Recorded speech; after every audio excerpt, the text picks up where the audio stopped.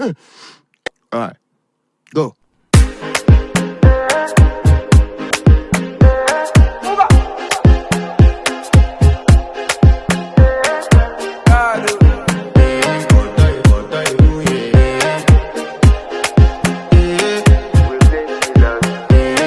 To flex my love, I want to impress, and I want to carry my love away to a place she loves.